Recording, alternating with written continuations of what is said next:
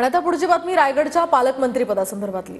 रायगडचं पालकमंत्रीपद हे एकनाथ शिंदेंना मिळणार असल्याची माहिती सूत्रांनी दिली आहे। दरम्यान शिंदेंकडे असलेलं मुंबईचं पालकमंत्रीपद हे आता त्यामुळे भाजपकडे जाणार असल्याची सुद्धा माहिती मिळते।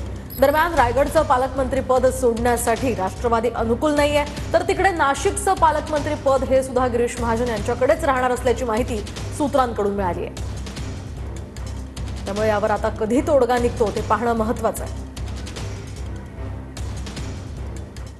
मागील अनेक दिवसांपासून सुरू असलेल्या रायगडच्या पालकमंत्रीपदावर तोडगा निघण्याची शक्यता आहे। रायगड जिल्ह्याचं पालकमंत्रीपद एकनाथ शिंदेंना मिळणार अशी माहिती सूत्र देत आहेत। एकनाथ शिंदेंकडे असणारं मुंबईचं पालकमंत्रीपद भाजपकडे जाणार अशी ही सूत्रांची माहिती आहे। रायगडच्या पालकमंत्रीपदावरून तटकरे भरत गोगावलेंमध्ये वाद आहे। रायगडचं पालकमंत्रीपद राष्ट्रवादीलाच मिळायला हवं असं सूरज चव्हाणांचं म्हणणं आहे। MMR रिजनमध्ये एकतरी पालकमंत्री असावा अशी राष्ट्रवादीनं मागणी केली आहे।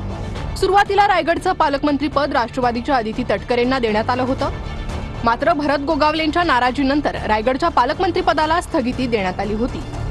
तर नाशिकच्या पालकमंत्रीपदावरही तोडगा निघण्याची शक्यता आहे। नाशिकचं पालकमंत्रीपद पुन्हा गिरीश महाजन यांना देण्यात येणार अशी सूत्रांची माहिती आहे। नाही, खात्रीला असं काही नाही। आपल्याला सर्वांना कल्पना आहे की दोन ठिकाणी रायगड आणि नाशिक ठिकाणी आमच्या तिन्ही पक्षांमध्ये थोडं सगळ्यांची मागणी पालकमंत्री करा आम्हाला त्या ठिकाणी म्हणून आहे। माझी आधी घोषणाही झालेली होती, पण पुन्हा मुख्यमंत्री महोदयांनी नाशिक आणि रायगडला स्टे दिलेला आहे। तिन्ही नेते आमचे त्या ठिकाणी चर्चा करतायत, बोलतायत। मला असं वाटतं लवकरच हा तिढा सुटेल। इतिहास केला या महाराष्ट्राच्या राजकारणामध्ये मंत्रीपद दिलेलं मी थांबलेलो आहे लक्षात ठेवा। आणि म्हणून आज या पहिल्या ह्याच्यामध्ये निवडून आल्यानंतर पहिलं नाव आमचं घेतलं गेलं की भरत शेटला मंत्री करायचं आहे। आता एक अजून चालू आहे, तो पण तुमच्या कृपाशीर्वादाने संपल, काळजी करू नका। तर आम्ही काम करणारी माणसं आहे आणि आम्ही गरिबांचे सेठ आहे।